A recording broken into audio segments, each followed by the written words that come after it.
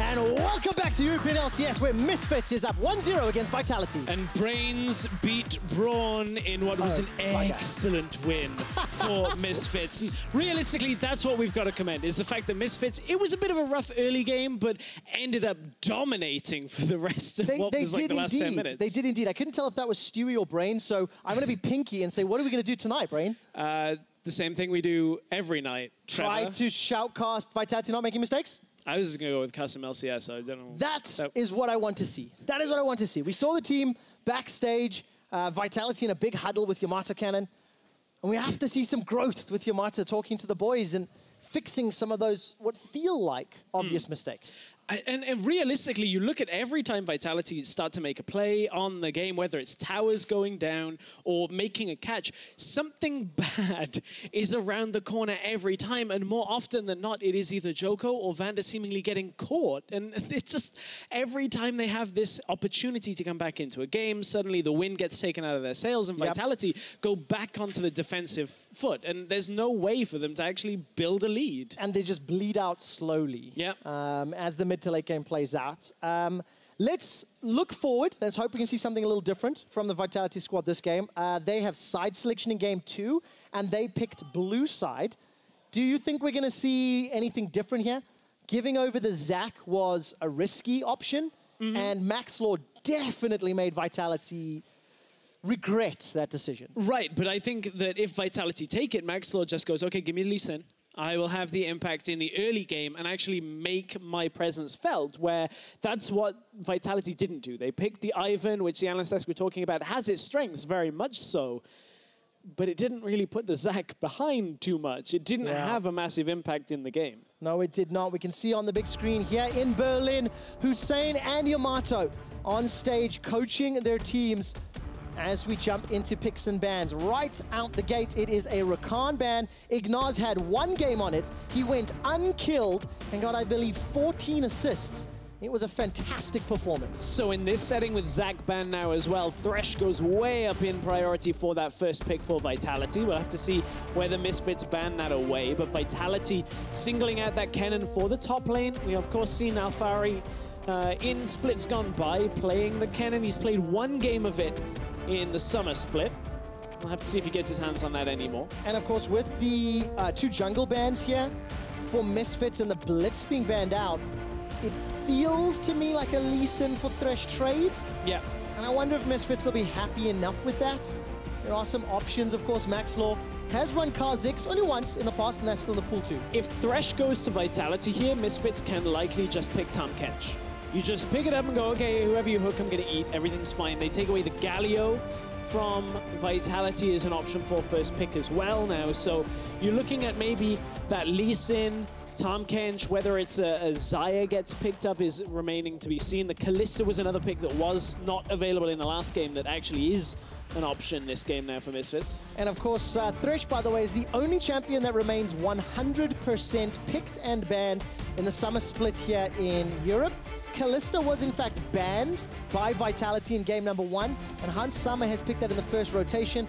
No surprises. Maxlaw is playing his signature champion right now for the 8th time this split. And Kalista opens up so many options for support that Misfits actually don't need to rush towards Tahm Kench now for themselves, because with this Kalista you just put anything. You can put like a Taric in there, anything, you just throw him at the enemy and everything's fine.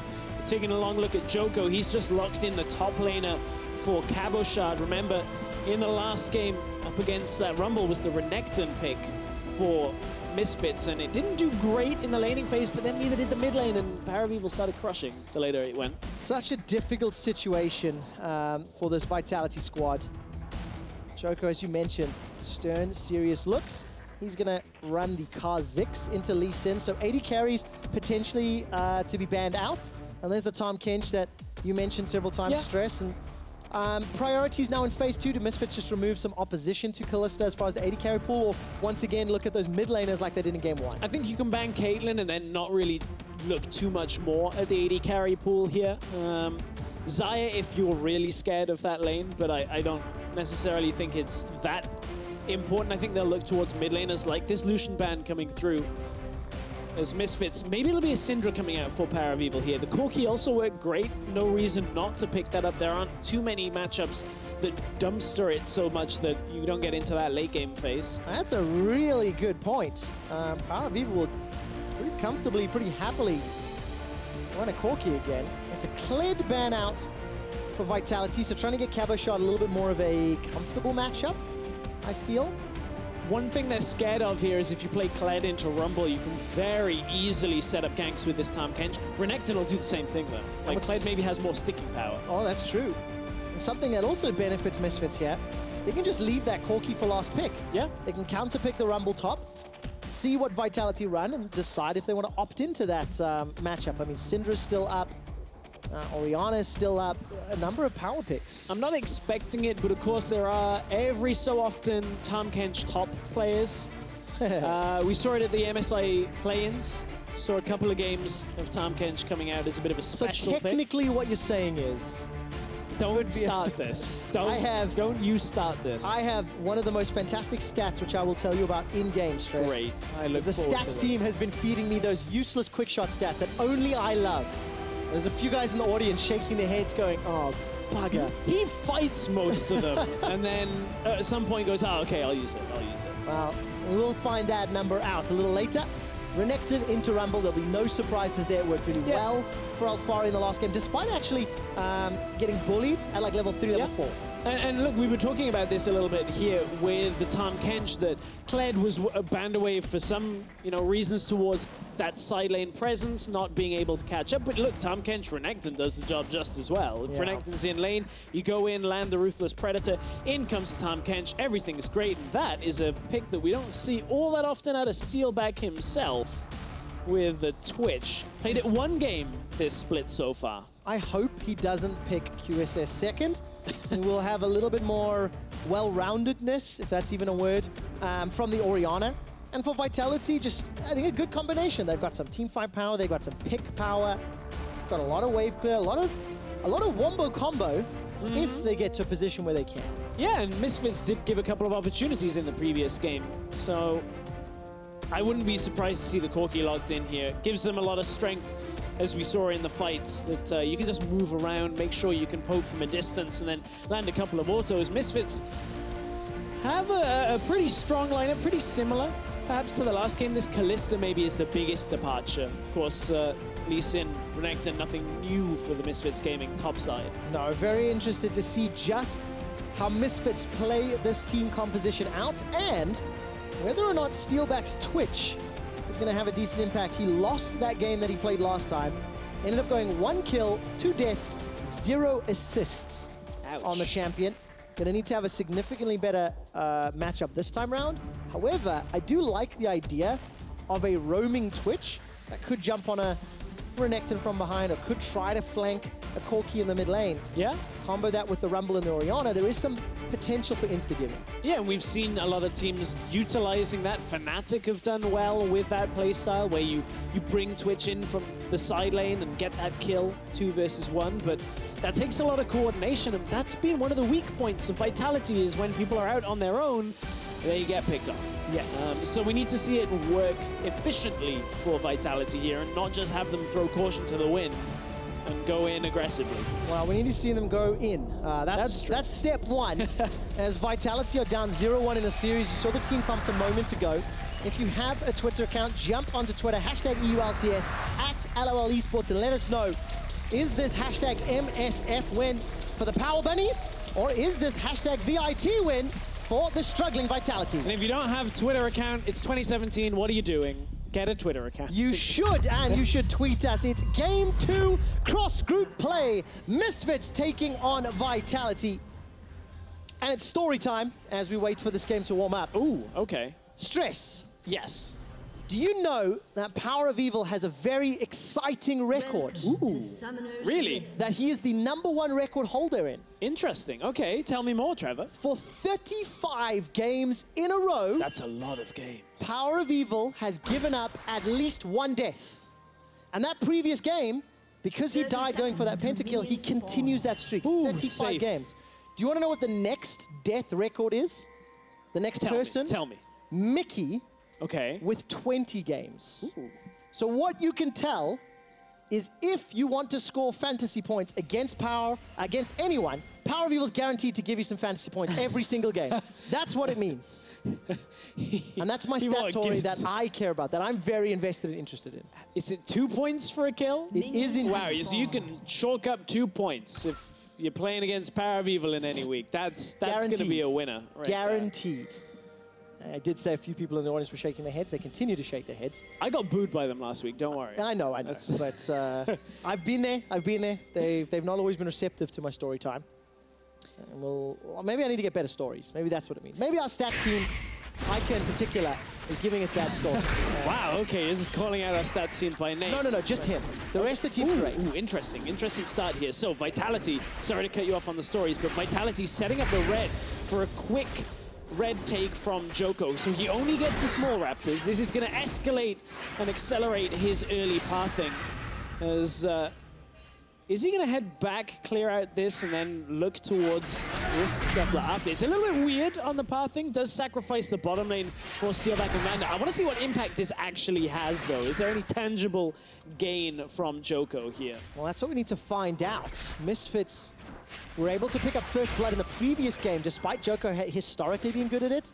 He's still struggling to find his form. Kha'Zix, early cheeky play, maybe that'll work. So the reason he does it tangible gain is he didn't use Smite, Maxlord did. So it does give Joko the option if he wants to go and invade, wants to go and try and steal, it's quicker, but that's not what Joko is doing.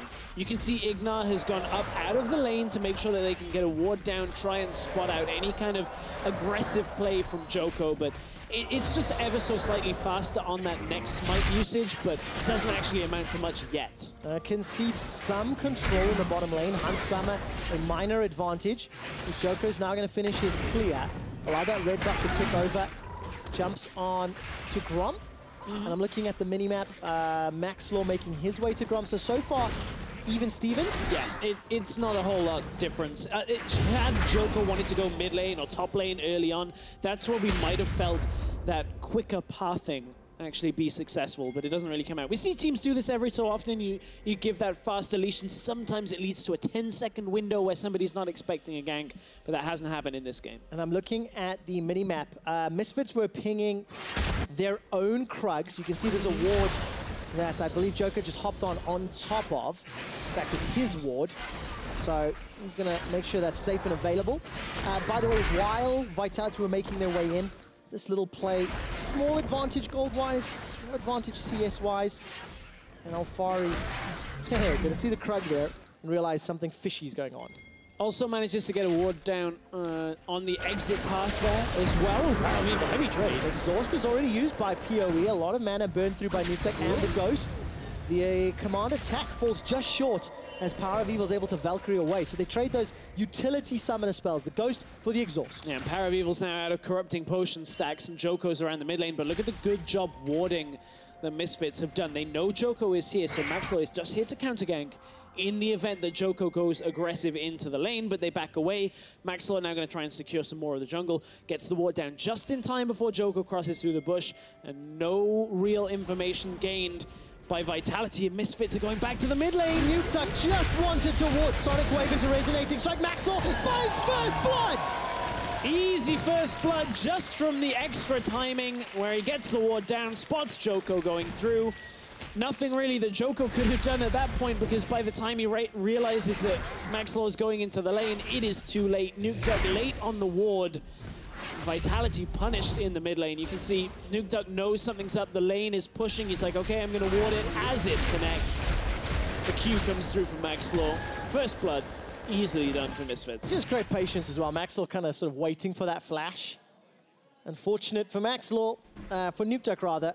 He gives up first blood, loses his summoner spell in the trade, and Misfits just a nice early play. Yeah, the importance there is the fact that Nuke knew. He knew Maxlord had been there, but wasn't likely there anymore. And then Maxlord turns out, no, he's actually standing right in that bush, right with an easy Q opportunity and no vision. Well, Fari's still taking an absolute beating from Cabochard. A couple of changes to Rumble on this patch. Not going to affect his early trading. And of course, Rector needs some items before he can really go toe-to-toe with the little Yordle. This just means that Alfari is going to be happy to concede the early game, knowing he'll bounce back a little bit later. But the problem that you have in this matchup is that obviously everybody talks about how Renekton's influence is lower. I want to see how Alfari compensates for that, because Cabochard has had his number now in both games for Misfits, trading heavily in the bottom lane. Yeah, Hansama and Ignar definitely not afraid of Steelback and Vander, despite the death sentence connecting. Ignar's Devour just allowed him to continue the trade. We caught both teleports being used in the top lane, and a little earlier I talked about their death streak that Power of Evil is on. The previous game for Hansama, that was his 14th deathless game of EULCS, so 0 deaths to his name. Great performance. It just tells you how far ahead his team was and how well they played on the front line. And also gives you a lot of insight into some of the strengths in the last split, where Misfits did so well and their AD carry didn't die, so it's not like he was running away from every fight, right? Whereas an AD carry that doesn't die but the team's losing probably just means you are just running away from fights. Correct. You're talking to the number 4 team from the spring split. Yeah. While they did get crushed in that 3rd place game against Fnatic, for a team fresh out of Challenger with some roster swaps, it was a good start to the year. It's been at least a few hours since we quoted the 1-year plan for Misfits that Hussein spoke about, but it is something that as an organization, Misfits have said, we're aiming for Worlds. Yep. We want to get experience in spring. We want to be good in summer. And Max Law was the move that they made, despite how good Cacao was and the impact Cacao had on the Misfits game in spring. They felt the potential with Max Law could be higher due to the communication benefits that he brings. And Misfits getting a win over G2 may very well be one of the things that stamps a passport to China for Misfits right now. When you look at their emphasis on where they're putting priority, you've already got a win over one of the top teams in the group, a team that has the championship points to start building towards Worlds. So for Misfits, maybe they're trying to run the same kind of path as Splice did last year. They're a team that did exactly this. Came in spring, said, okay, we need a little bit more time, give us till the summer split, and suddenly everything came alive. And one of those things that we talked a lot about in summer last year with Splice was the team growth and the fact that Yamato was leading them. Yeah. That was a team that 5 players became greater than their individual parts. Oh, yes. And let's not misrepresent summer last year. A lot of EU teams were struggling. Sure. We'll continue the story in a moment. Max Law's going to ward hop to safety. No flash available. The equalizer, not the direction you wanted. But Max Law gets taken down. His Nuke Duck secures it, and he gets the red buff. Didn't even matter that the equalizer was off point, because they easily get the kill on Max Law. No flash from that early gank.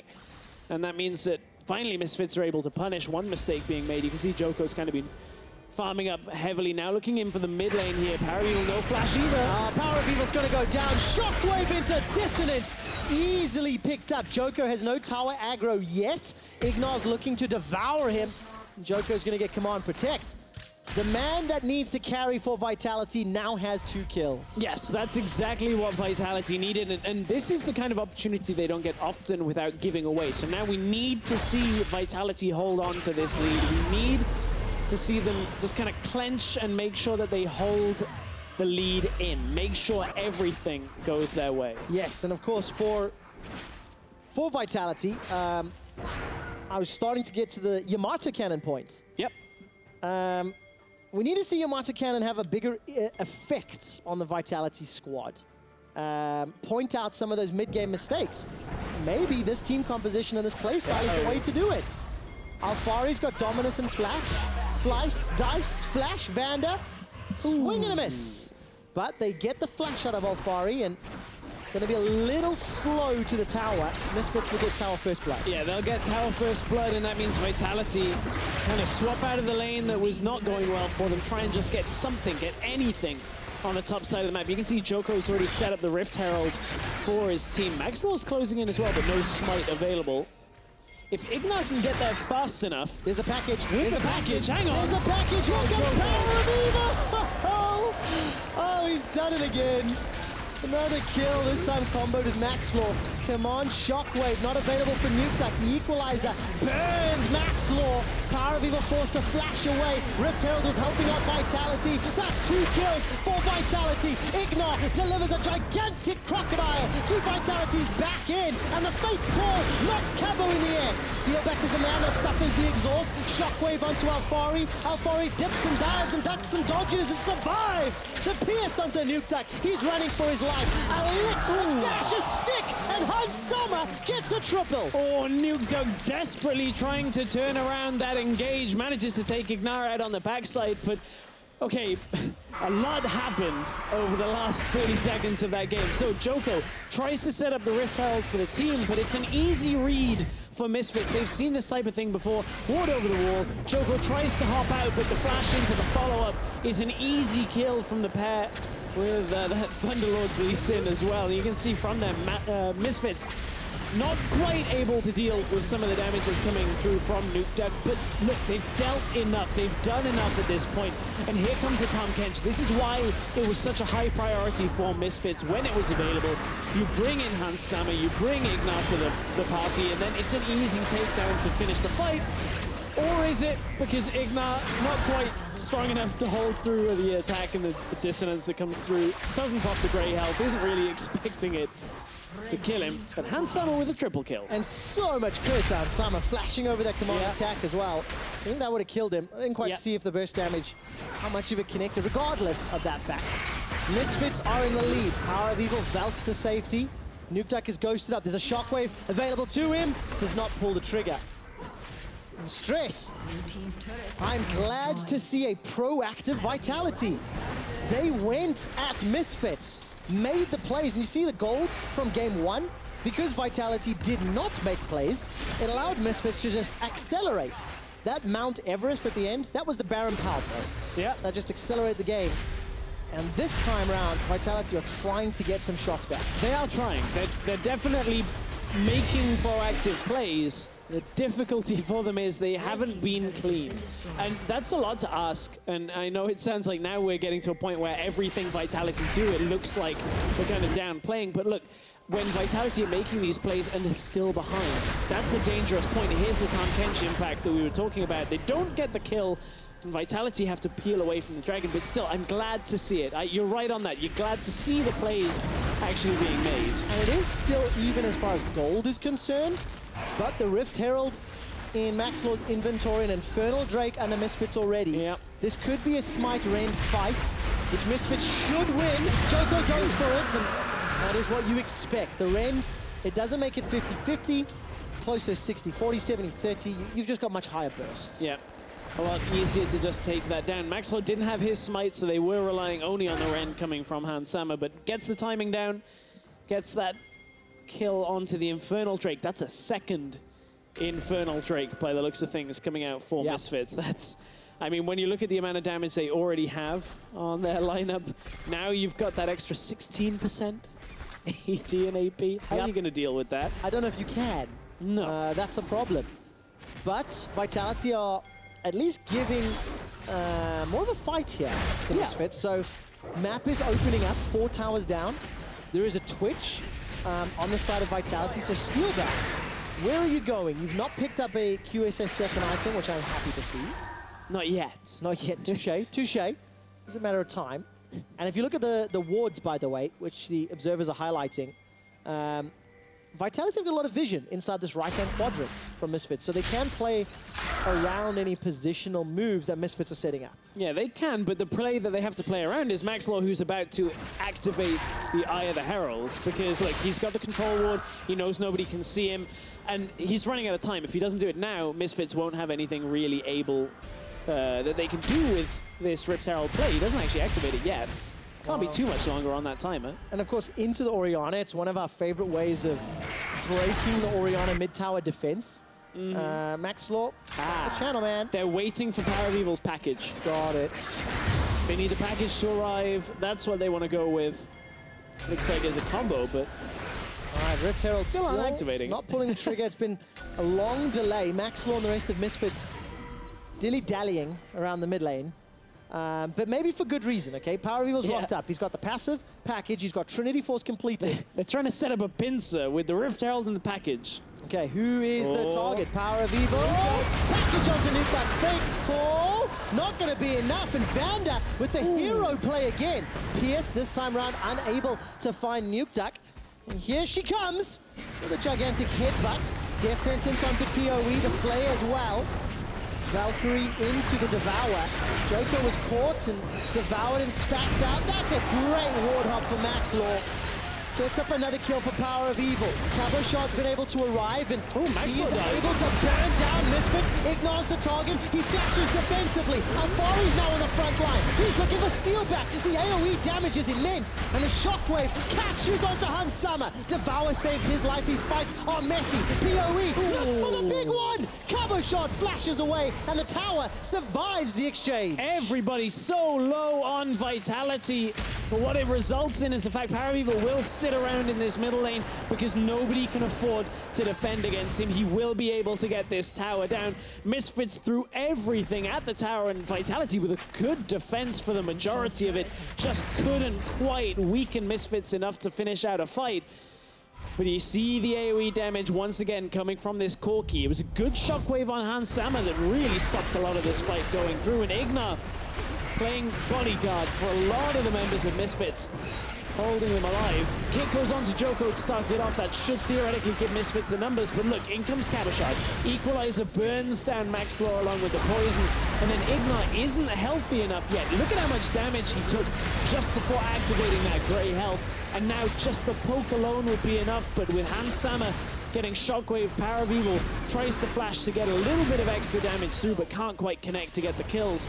Means that it's just the tower at the end of that fight going towards Misfits. Yeah, and Misfits just extend that lead. A few thousand gold, another tower in the advantage. And just before this next setup, I want to quickly remind everybody that Rift Rival tickets go on sale tomorrow, 5 p.m. Central European Summertime. That's here in Berlin, Germany. See the absolute best teams in North America and EU do battle, as well as Phoenix One. And games will start in about 2 weeks' time. Thank you for those of you that caught that one. Ouch. Of course, we'll be seeing Fnatic a little later today. They will, of course, be representing Europe. Don't make Ryu mad. He's coming back. You want Ryu face over? How would you know if he's mad? Ryu space, no face. We can welcome him back, but this time as an enemy. As an enemy to Europe and the EULCS. Ouch. Wow, that's some propaganda starting up here. Can you imagine? Can you imagine if Huni and Rainover had come back in a NA versus EU matchup when they were playing on the same squad? No, because they didn't do well enough to be in that kind of position. Just like T1. Misfits at the moment are now continuing to push into Vitality territory. Stress. One of them now plays on SKT. I can't really say they're not doing well enough. Sonic Wave onto Steelback.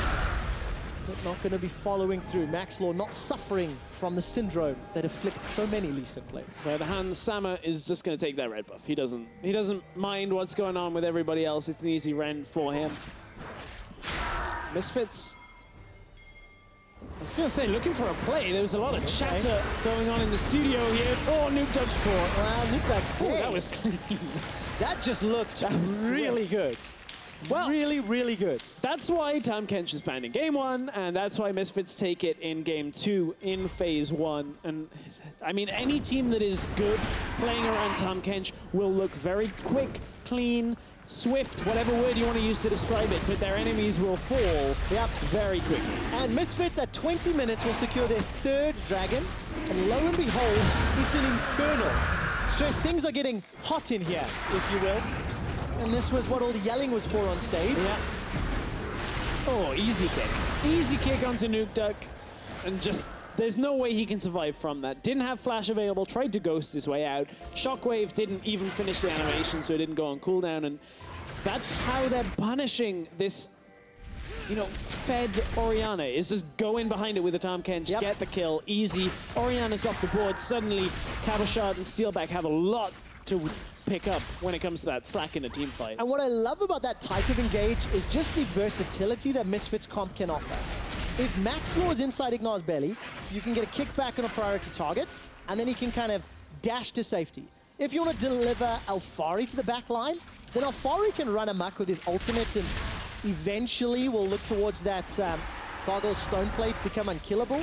And then you just pull Ignar out, thanks to the Kalista. Yep. Send him back in for more CC. So there's a lot of ways in which Misfits can engage and use that Abyssal Voyage. And that's why they've got themselves a 3,000 gold lead, and I'm expecting to see more of it as they can push this further. And while it's not the same setup as their performance against G2 when you look at the Ashe, the Thresh, those kind of picks, it's the same clean team fighting that we're seeing out of Misfits. When the crowd control gets layered, it works well. Igna into Maxlaw is working very well. Alfari locks down the team fight, and suddenly Misfits... No one saw that. It's all right. It's a moving target. It sways in the wind. Oh man, the simplest shots are sometimes the hardest to connect. Power of Evil was the man that was delivered by the Abyssal Voyage, and he's going to use the package. Teleport completes from Alfari. Vitality are split up, and this fight is a little messy. Cabo Shot running from the river. He cancelled his teleport. It's on cooldown. Shockwave is available to Nuke, and the re-engage is on the cards as Vitality look to sting. Yeah, Misfits with a bit of a reach there, trying to get on to Nuke. However, here we go. Fate's Call is going to connect. Shockwave only catches Ignar. It's a support for support. 4-on-4, and Hansama needs to be careful. Power of Evil's low and down. That's the kick. Maxlaw finds Nuke. Hansama takes him out. So far, it's mid laner for mid laner. Let's see which lane will sacrifice themselves next on the next episode of Vitality versus Misfits. It's a good trade for Misfits. It's actually a good trade, for Vitality, because they were able to neutralize Misfits going towards the Baron. Vitality are now able to push the mid lane in, and what should have been a pretty precarious position actually ends up going against Misfits. They looked for the engage, couldn't find Nuke Duck, and even trades with the tower going over towards Vitality was stemming some of this bleeding. Let's take a look at... This is now the second half of the fight. Yeah, and this is where you got to watch it, because Maxlaw still had kick available. They go aggressive onto Vander. Damage comes down, and as you said, Shockwave, Ignar doesn't even get to finish, or at least cast the Grey Health coming through on that thick skin. Maxlaw gets gifted the way in, but has to flash onto Nuke Duck to make sure that they can pick up that kill, and then it's a 1-for-1 trade. Vitality pushed down the tower, and that could be what builds them back into the game. All right, it's still a 2,000 gold game. Damage difference between the top laners. One of the biggest impacts, that equalizer really cutting off Misfits' retreat or re-engage options. But Stress, as we're 25 minutes in and more AD, more AP is being built, the triple Inferno is really going to be paying dividends here for Misfits. Yeah. Because they just want to keep fighting. And we've had some of the more chaotic fights that we've seen between these two squads, which is exciting for me. And very interesting to see how Misfits play them. You know what else you might find exciting? Tell me. The streak continues. You know, I'm so glad you bring that up, Stress, because 36 games in a row, Power of Evil has guaranteed a death. Baron will be secured really easily here by Misfits. And the Shockwave not pulled yet. Hansama gets caught and is shut down. A solo kill. As Misfits unable to get away. Hansama had flash, and he still got caught by that one. He was expecting the Devour to maybe be more valuable in that scenario. Well, the Devour looked like the animation started, but it wasn't quite enough. I guess we'll end up taking another look at that one, but we asked Nuke Duck to output damage. We asked Steelback to start performing. In this game, more so than any we've seen recently, they actually are starting to step up to the plate. And as we take another look at this replay, this is the tail end of the Baron fight. Nuke Duck just walks in, says, okay, I've got 5 kills. Let's see what we can get. So Kalista pulls him in. Yeah, Shockwave could have been flat. Ooh. That's the W. Ooh, that was close timing. Yep. Good play there by Nuke Duck. Sorry, Statsin, can you confirm how many games have Hansama played this year for me? 54 games for Hansama. 14 of those he's gone deathless. And unfortunately, because he died right there, this will not be number 15. Thank you, Stats team. Vitality take Baron off. 2 members of Misfits. They even out the kills, Stress. And this is now where they need to defend against a team that really does know how to use Baron well. You're full of it sometimes, Trevor. That's like when a kid, like you give a small kid that played telephone from Yes. like the early learning, whatever it is, and the dad goes, oh, hello, it's for me. Yeah, I'm talking into the phone. This is how a phone works. But I was talking to someone, I promise. They, Okay. they really did talk to me. It's not Okay. just voices in my head. Okay, sure. Okay, understand. Okay, fair. Well, I'll give you that one. But Well, you can't prove it, so it's fine. I am glad I can't prove it. But what I can prove is Ignar knows how to play Tahm Kench. All right, Steelback is currently invisible. Will get spotted out, sidestepped bad everything. damage. And that spray and pray means Steelback turns it around. 4, 1, and 2. And after all the criticism of game 1, Steelback laughs in your face. Vitality have the kill streak, and it disappoints a Misfits fan in the audience. That was the ultimate facepalm. And is this how Vitality mount their comeback? This would be exactly that, as long as they just continue along this path, where you look at the way Steelback could punish that play. 1 versus 2. Misfits thought they had the engage, couldn't quite get it. Maxlaw didn't have flash, couldn't get on for the kill, and I said Ignar knows how to play Tahm Kench. Like, he got that bit. But then Steelback just is so strong when you look at this Twitch, able to kite back around. Maxlaw leaves Ignar for dead and just goes, oh, okay, we don't want this one anymore. And by the way, thanks to that kill, it is now allowed Steelback to complete his Infinity Edge. Blade of the Rune King, Eye Edge, Hurricane. Now I'm going to let you build a defensive item, Steelback. You've got enough damage to work with. There are some concerned faces off-screen by the Misfit support staff, and Ignar takes a lot of damage. Joker and PoE go toe-to-toe.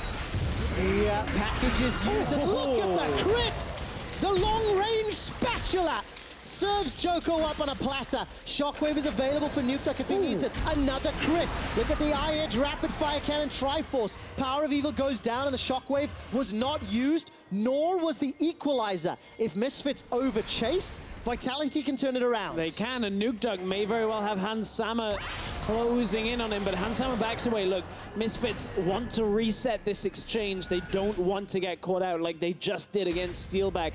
Because as long as they can get these damage threats when nobody else is there, Misfits can actually close out fights very quickly. But if Steelback is given the ability for people to peel for him, Nukeduck lands that Shockwave. That's where Vitality's team fighting is so much stronger. Good death sentence by Vanna, but it doesn't equate to anything. Another Baron power play, this time significantly different. Because, of course, Misfits lost multiple members. And Vitality, a good number of exchanges. Yeah, so Power of Evil knows he can win this straight through the exhaust. Look at the spatula. Boom. A lot of damage from that crit.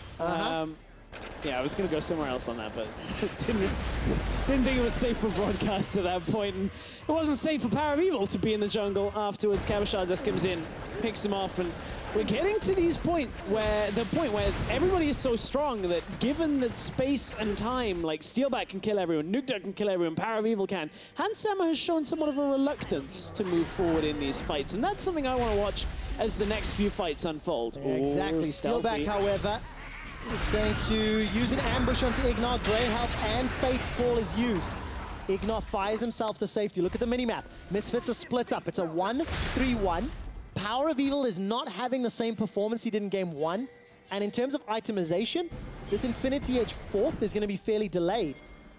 But Stress, the thing that comes to my mind, after the heavy criticism we levied at Vitality, their play style has adjusted for this game.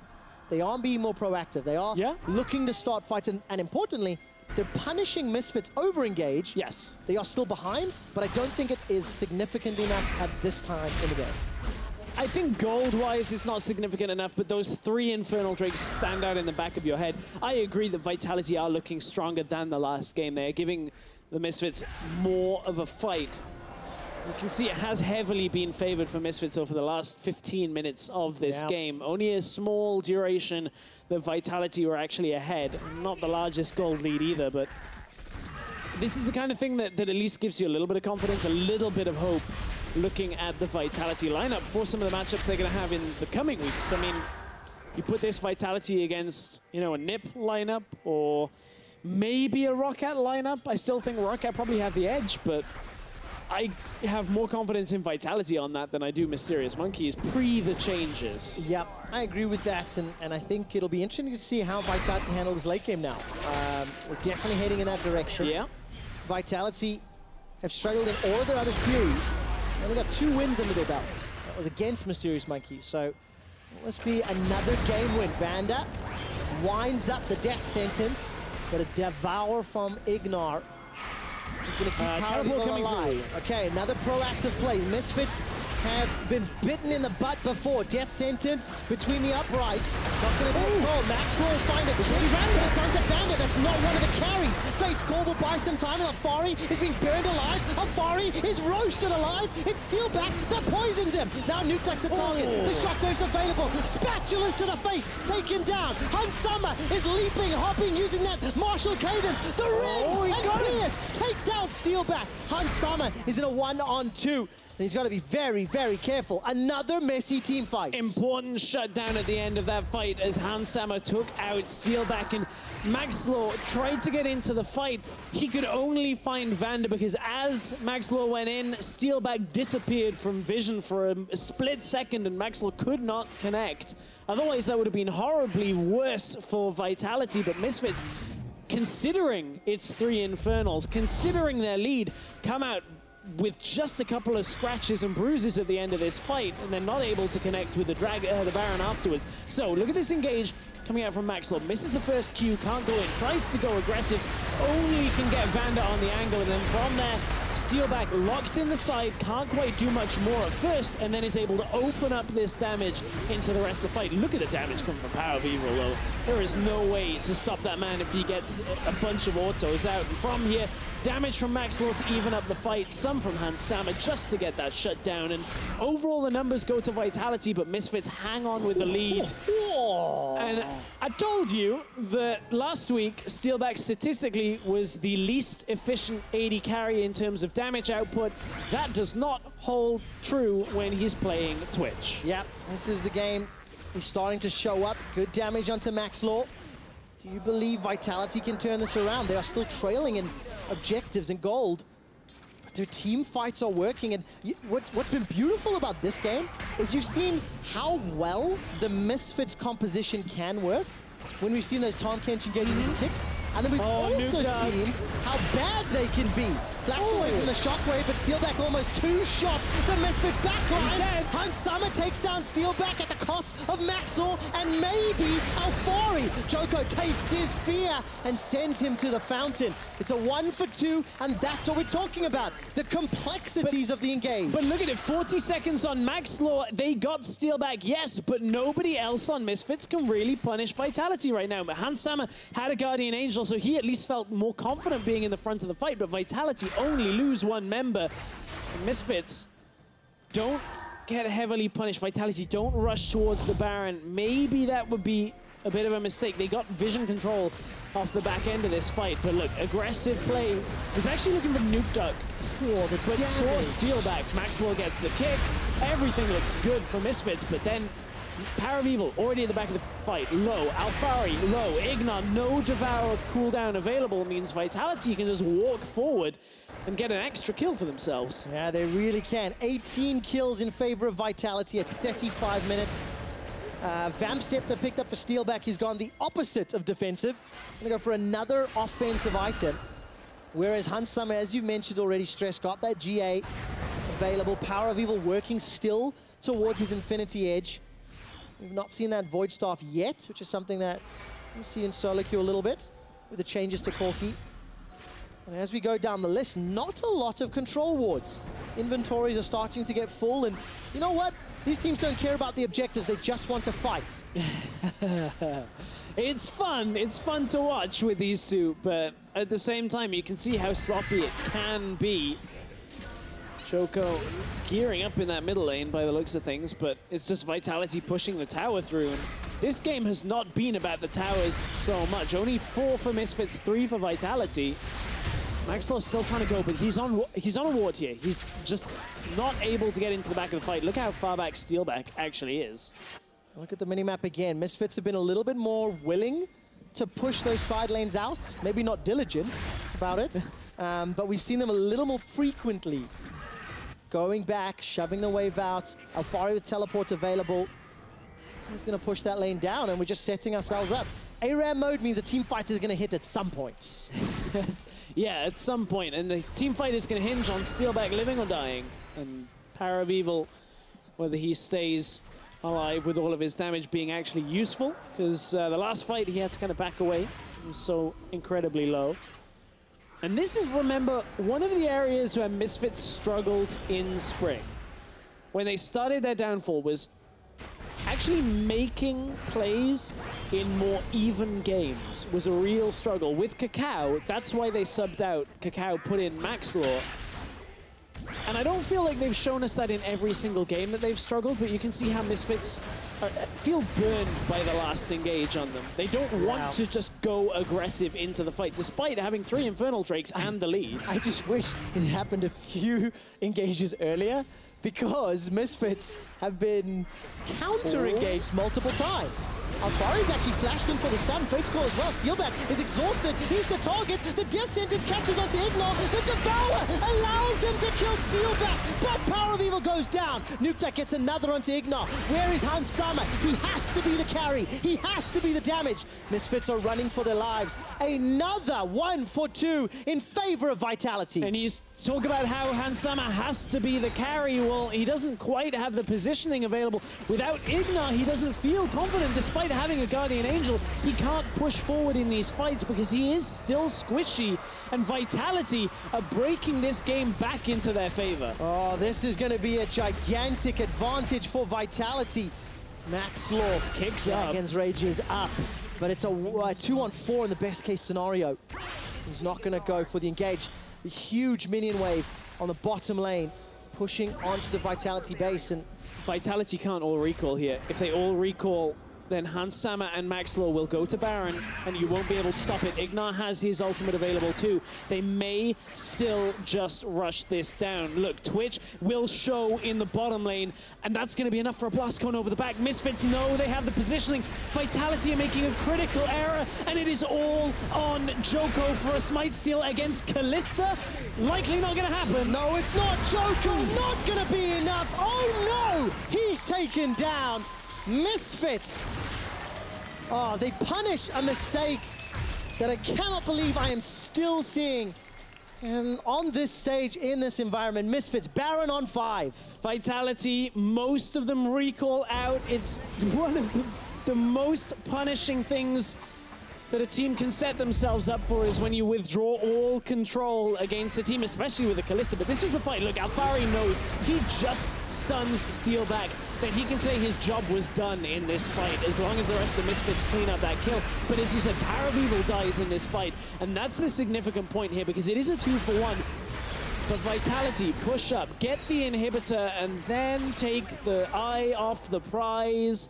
If anybody else sticks around with Joko just to get vision control, maybe they don't lose that Baron. It's still, Misfits are going to rush for it, but maybe they don't lose it quite so easily. Well, Misfits have regained control of the match, nearing 40 minutes at 20 kills on the board. Vitality have now scored more kills in a single game since Spring Week 2, okay? That match was against Origin, and they got 27 kills in that game. Now, you can take that as a good or a bad thing, that they have gotten that many in this game, but it is not over yet. Misfits need to use Baron to try and break open the base, and there is a lot of territory to break through. Vitality are not done yet. And a reminder that Vitality in Group B last split, Origin were the only team that they could consistently beat. The same thing seems to be happening this year when Ninjas in Pajamas are in the other group. Mysterious Monkeys were the team that they could consistently beat, but now Mysterious Monkeys have made changes. When we go back into intergroup play, we'll have to see how that ends up going. That's a few weeks away. We still need to see how Vitality can do against Group A for now. Well, we do indeed, and as we've got so late into the game, 2 Knights Vows have been picked up. Just another reminder on some of the changes. It is, of course, Vander and Ignore that have picked those up. No longer grant the health regen, a little bit additional cooldown reduction, and that's crucial when you think of the death sentences and the lanterns, and more importantly, the devours The Abyssal Voyages for Misfits and Ignar. A lot of things benefit from cooldown reduction. All abilities, I think. It's funny fun that you're way. naming them, and then I'm like, oh, that's a lot of things. A lot of things indeed. I love how we were talking about the diversity in support itemization, and then you get into a game and everybody buys the same item, and then lock it, and then Knight's Vow, and then we'll see what happens next. See where they go next. See how they mix up the builds, if at all. Now it's where you go Warmogs, just to make sure you get the most out of the locket with that health scaling. That would be fantastic. Alfari, by the way, is able to break open the base. That's the first open window onto the inhibitor. And we're getting a game long enough to make the point about Gargoyle, Stoneplate, and Locket of the Iron Solari. So the way Locket now works is you scale off your maximum health plus bonus health on the shield that you apply to your teammates. So if you stand in between the enemy team, hit Gargoyle, Stoneplate, get 100% bonus health, you get like 5k health, you pop a Locket, everybody gets a 2000 health shield in the perfect scenario. That of course means you need to be next to all the enemy team and next to all of your team. But it works in combination fantastically. Stress, this game is the perfect storm to see that happen. Is. Because there's a Tahm Kench that will deliver Alfari to the wrong place, surrounded by the entire team, allowing the Gargoyle Stoneplate plus Locket benefit to pay off. It's so disgusting. You can basically out-shield a Rumble ult. If how your about team how about you out-shield a Shockwave? That would be fun. That would be nice. That's exactly. You know what? This is next level. Hans Summer and PoE will say, you know what, Alfari? We trust you to hit number 3 and number 4, whatever your item slots are, and then we'll just eat the Shockwave and then we'll win the fight, We'll right? win the fight. They trust him so much, they'll be next game, just play Windspeaker's Blessing. But Steelback found Maxwell. He has indeed. Puts a lot of damage down before he's forced to run away. The rest of Misfits have given up positioning in this mid lane. And Vitality, they've got an open inhibitor, remember. They've already had super minions pouring into Misfits' base, trying to set up to do it again. Maxwell has a flanking opportunity as Earth signals his intent and damage. Vitality are on the inhib. Yeah, Vitality, though, they know that they at least have one of their flanks covered for now, and they can't quite push up towards the base. Misfits are going to just back them out. And again, we go to what is a surprising game where Misfits have a 7,000 gold lead, 3 Infernal Drakes, an Ocean Drake, a Cloud Drake, and are on the back foot, which is something you don't often see, but Vitality playing with a confidence that we've not seen out of them in a long time, based around the fact that Twitch, that Orianna are actually strong in this game. They are significantly fed to the point where they can win a team fight, just the two of them, if they can connect with their damage. And they've done that multiple times. There was a couple of team fights in a row where Steelback was able to wreck Misfits. 13 of the 20 kills he was involved in. Fortunately for Steelback, Misfits found a way to get to him a couple times as well. Yeah, and unfortunately, next time they do, it's going to hurt, because that's an 865 Corki that does have Infinity Edge and does have that Void stuff that we were talking about. So this is going to really hurt when Power of Evil starts attacking people. It's already been strong enough. This might just be the icing on the cake. Yeah, Guardian Angel picked up for Joko, so he fancies a little bit more of a shot, but look at that spatula. I need to stop saying spatula. I was very invested in the Earth Rider Corki skin. Power of Evil keeps getting crit after crit. And you know what? You know what I love about this game? What do you love about this game, We've gone back in time, all right? Okay. We've gone back in time, and we're going to have ourselves a good old-fashioned Baron dance. At 45 minutes in, 37 kills so far. We are unfortunately quite far off the kill record. The kill record was Origin versus Rocket, 54 kills in a single game. I hate to disappoint you. I don't think it's going to be much of a Baron dance. I think it's going to be a Vitality go to start Baron, and then Alfari presses TP.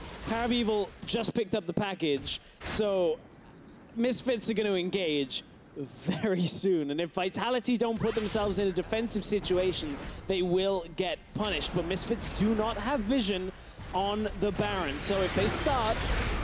Oh, they did just secure some. Now Misfits are looking to go for the aggressive play here. Tahm Kench from behind. All right, Ignar's coming from behind with Power of Evil. Joko's on the front line. All 5 members of Vitality are grouped up. Power of Evil's down. It's a 5-on-4. Joko's the target as Maxwell has found Steelback. Look at the damage to Shockwave. The Shockwave connects, but Hans Summer does not care. Misfits have got 3 Nukeduck's running for his life, and Joko is just left alone in the river. His Guardian Angel brings him back to life, and that was a team fight victory for Misfits. Yeah, and I think Alfari connected on that shield. I want to watch that fight again in slow motion because both Stoneplate and Locket of the Iron Solari are on cooldown at the same time, and you saw how good that shockwave should have been. Ooh. It looks like Misfits just weathered through all of the damage coming through. There was a lot happened, and we will take another look at that.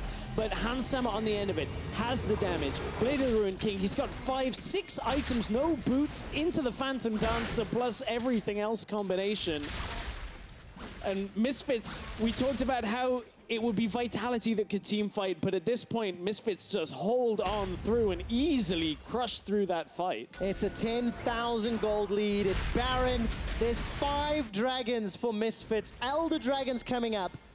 If anybody has Misfits as a team in fantasy, this is doing you wonders. So, let's keep our eyes on Alfari. Yeah, well, this, first of all, is a little bit of an aggressive play with Power of Evil coming through here. He actually ends up on the blast cone and I believe takes it by mistake. So I'm looking at Alfari as to when he pops the locket. I believe it may have activated there, but look, Hansama just able to jump into the fight, gets caught, and a massive amount of shielding comes through again from, I believe, Ignar on that fight. Then the redemption comes through, and despite losing Power of Evil by him blast coning himself into the enemy team accidentally, Misfits still are able to hold on.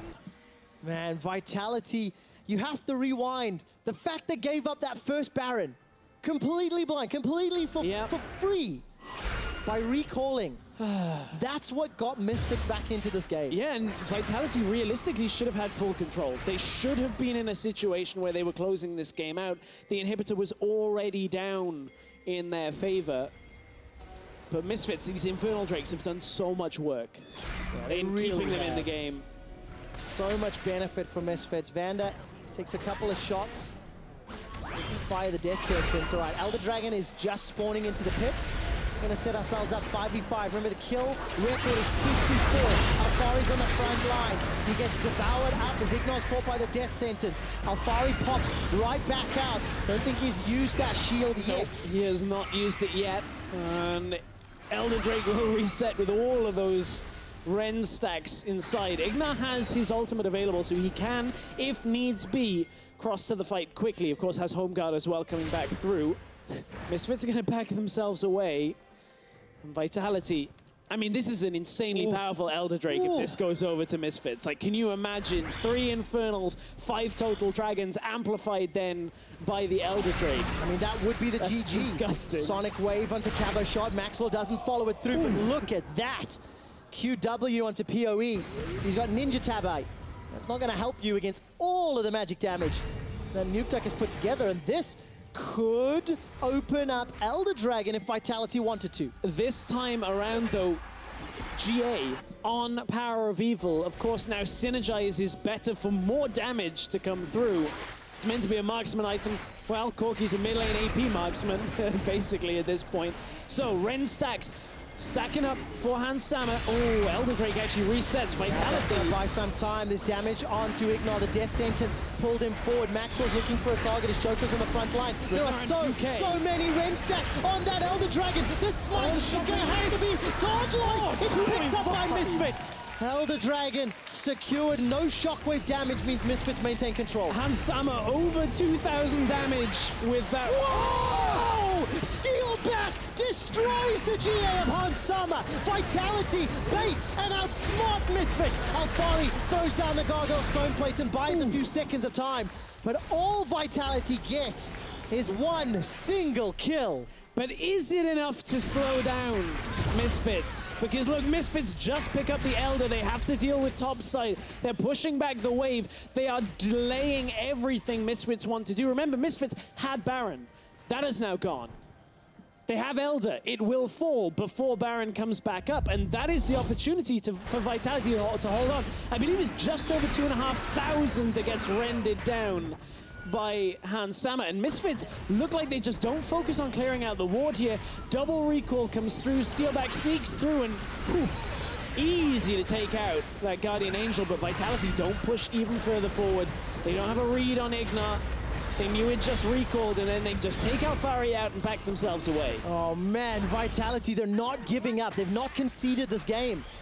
They are still behind.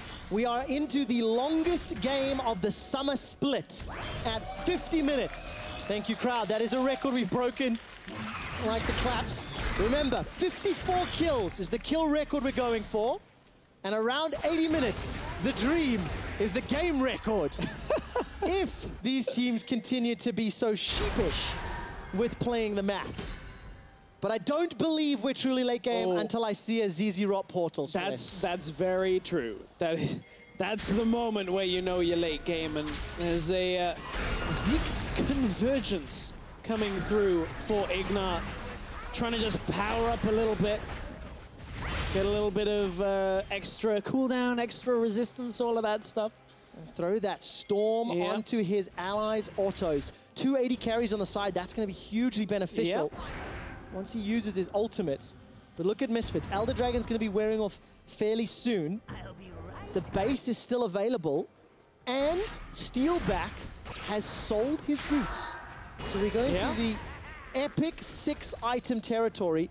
So let's see how much gold these guys have. 3,000 for Hunt Summer. We're getting close to that time.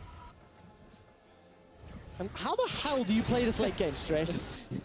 Well, you basically try not to make any mistakes around Baron, or anywhere, really, because we're well into the point where these Guardian Angels... Look, Hansama sold his GA that was on cooldown to buy Asterix Gauge, so just trying to keep himself a little more alive. A little more alive, just not quite dead. Still has 1,000 gold in his inventory, but we talk about not making mistakes, like recalling on a ward. That was the mistake Misfits made that has slowed their game down. And that Elder Drake is just about expiring, I believe. May even have just expired. There's one thing that's very important to note. Okay. Look at all of the Misfits vision in the bottom and left-hand quadrants of the map. While Vitality is being highlighted now, anywhere Misfits want to try and punish Vitality falling back, they'll have a few extra options. That Abyssal Voyage, that teleport, and there's a minion wave. I believe that's pushing to the bottom inhibitor here in favor of Misfits. But the key place they don't have vision yet was on Baron Pit. They did just place one blue trinket in. It was Hans Sammer, so they know that they're not starting it yet. That gives Misfits the ability to move as a team. Look at how Ignat blocks on the way through to make sure they can clear out the vision. You mentioned the Zeke's convergence. The difficulty for Ignat is that ultimate may not always be used. Look at Steelback! Look at Steelback! He's stunned and caught up! He's got no GA, but Max slows down! Misfits may have lost the fight! Alfari's trying to do what he can! Hunt Summers on the front line! That's a double kill for Steelback! He's looking for the triple! Ignat is the target, and Cabochard takes him down! Misfits may have lost the game! Power of Evil not gonna find Nutek, and Hunt Summer will get just the GA from Joko. Look at the Lantern coming up for visibility.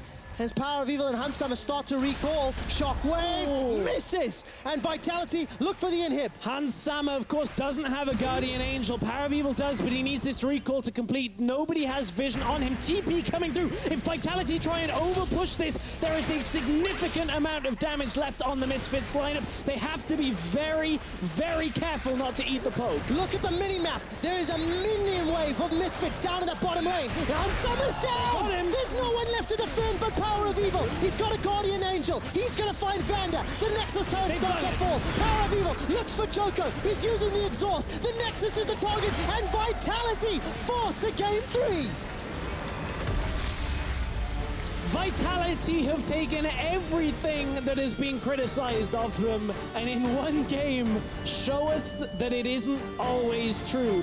Significant amounts of damage coming out from Steelback and the rest of Vitality's team composition that, quite frankly, delayed Misfits to a point where Orianna and Twitch can just dominate the late game fights.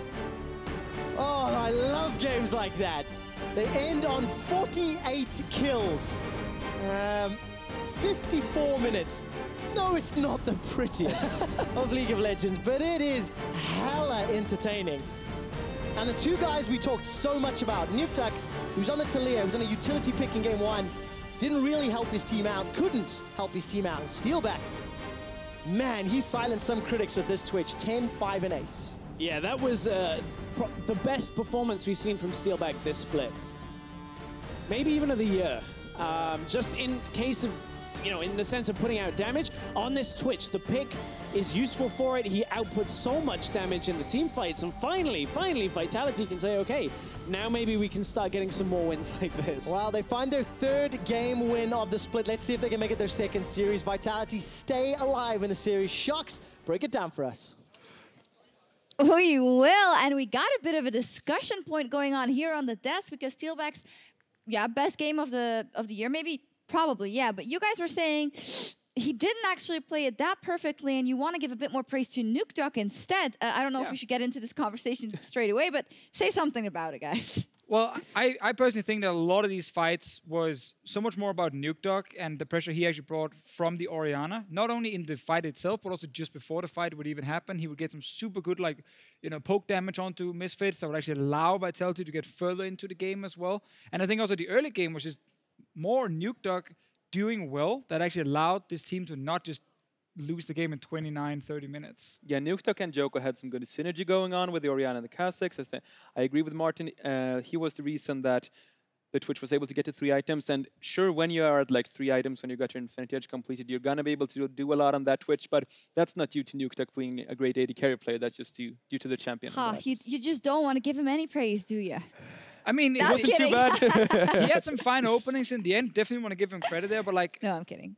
It is like a lot of these late game fights is so rarely about one guy, you know? Yeah, and there were so many fights, so that's why we have a couple of those lined up. And the first one I want to take a look at, the first couple of fights were in the mid game, around 30 minutes into the game. And the fights are always good from Vitality, but after they mess up a bit. But at least the fights go well at this point. I'm kind of like the last game, you know, and what we've seen is so far this split. Like, I like the TP here from Alfari into kind of start the fight because it looks like Vitality are a little bit cornered. But then Maxwell, when he jumps in, because Nukeduck flashes early, he ends up getting just Vander with his kick. And he's now actually trading himself for the support, which is obviously in favor of Vitality. And it also means that now there's no pressure on a Steelback when the fight actually starts, because Maxwell already used his engage on the support. And that's when suddenly Twitch can open up. But then Hansama actually ends up outplaying him at the end of it. And here's Steelback trying to start the fight, but he's not with his team all of a sudden. And he actually ends up dying without getting a whole lot in return. Yeah, Lantern not available from Vander, and everyone just flashes. Everyone on Misfits just flashes on Steelback, are able to bring him down. Afterwards, Vitality win the fight. They are able to get up to the inhibitor as we fast forward here. All good, all good. All good so far, but it's going to turn sour for Vitality here because they get the inhib, they get the recalls off, but they're recalling all at the same time with Baron available, Martin. Yeah, and that's just the thing. You can't do this in the late game, especially not against Kalista, who obviously is so good at securing the Baron in the variant. Tahm Kench ulti as well, so you can't all just start recalling. You need to go back, like at this point, like one by one almost. So some people are staying to stop them from rushing Baron. Joko also, I think at this point, this late in the game, don't even try and go for steal against Kalista, just because it should be impossible when you're all alone here. But funny enough, like Misfits were never able to push it all the way down. Yeah, at some point they were able to 1-3-1 a bit and go all the way up onto the inhibitor turret, but never break that. And as the fights went on, Vitality did find their form in those fights. There was one glimmer of hope, rather, for Misfits that we're going to take a look at, thanks to... Actually, we have to check it out, because we thought it was a lockout on our next one, but it must have just been the lockout on Ignar. Let's take a look. It was a big shield, but first, what happens here with Power of Evil? Yeah, I'm not sure. Power of Evil's Corky. We praised him so much in the first game, but then accidentally hits the blast cone, gets us into the team and bursts it out immediately. And the thing about Misfits comp right now is that it's a 2-threat comp. It's Hansama and it's Power of Evil. And when you get to 6 items, Corky, with Triple Infernal, you're supposed to be able to put down the damage, but when you get bursted immediately, that's a sad place. And although with that said, Hansama was able to carry that fight off the back of it. So Henning, they win the fight here. Misfits grab another Baron off the back of that. How come Misfits that we've praised for being better and being able to close out games, can they only do it when they're miles ahead? Are they not able to do it as easily when it's close for them? They didn't really have the tools in the draft, I think, in this game. They like to pick these sort of pick supports, get the Thresh, get the Bard, get the Blitzcrank to be able to fund the picks. But right now, in this game, you saw like Alfari flash stun someone on Renekton. You saw Maxler really trying hard to get the Lee Sin engages and not quite being able to do so. So the normal pick style that they like to play on Misfits, they were not able to pull it off. And also when the game goes longer and everyone has armor and everyone has a Guardian Angel and everyone has everything, then it's much harder to get those picks up. Exactly, and Renekton and Lee Sin are not exactly famous, big late game tanks. So when they try and go in for that flash stun or kick from a Lee Sin against a 6-item Twitch and 6-item Orianna, you die extremely fast. And that's why in the very, very last few team fights, we did see Steelback being able to take down 2 or 3 guys extremely quickly with the help of Nuke Dog. And then the late game scaling just went in favor of Vitality with more damage on their side. And let's take a look at the final fight that brought Vitality to victory here unexpectedly over the Misfits, and how it turns out it is Misfits that wants to pull the trigger. Yeah, look at Steelback just opening up here, and so much is used to take him down, but they're not able to. And I spoke about the 2-threat comp from Misfits. It's just Power of Evil and Hansama that can put out the damage. Meanwhile, look on Vitality, they have pretty much 4 damage dealers on the team. So even though it's a 6-item core kill with triple Infernal, they're not able to lock up Nuke Duck. They had so many dragons. Although it's very close there towards the end. It's also very interesting to look at the 280 carries in terms of their late game damage output. Like if you look at a Kalista, if she gets down 2 or 3 hits in a fight, you don't really yell, wow, that's insane. She's just getting sick crits everywhere. She's killing almost the entire team. Like she needs a better time before she really takes over a fight. Twitch opens up, closes his eyes, 6 items, pops his ulti, gets crits through the entire team, and in 2 or 3 shots, he's killed half the enemy comp. And that's where, again, the late game Twitch just kicked in for Steelback and managed to secure that, because that was a good engage from him in this last fight here that then allowed them actually to win. So Vitality, we talked about, is it Joker that needs to get them started? Do we need early kills? Do we need this? Do we need that? Maybe we just need team fighting and brawling for them in the mid to late game. Works for some teams in Europe. Yeah. I mean, you don't have to play broad, the perfect macro game if you can. They were only playing on the mid lane, these 2 teams, so... Yeah, and if the other team jumps into it and you have a strong team fighting comp, you can win games. Yeah. Yeah, for sure. Just get away from the picks from Misfits, play safe around that, don't get picked off, and if Nuke Duck are able to carry them through the early game, they show that with the team fight comp, they can pull it off. Oh, it is exciting. It's cool. It's fun. I'm happy we're getting a game 3. There were so many fights in this game. It was like, get that replay, maybe that replay. So hopefully we'll get a just as exciting game 3. Vitality and Misfits Gaming are getting ready for the final fight in this series. We will be right back. Don't you go anywhere.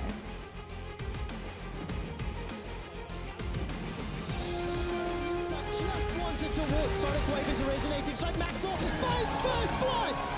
Alfari dips and dives and ducks and dodges and survives. The Pierce onto Nuke Duck. He's running for his life. Dash a stick and Hansama gets a triple. Spatulas to the face, take him down. Hansama is leaping, hopping, using that martial cadence. The ring and Pierce take down Steelback.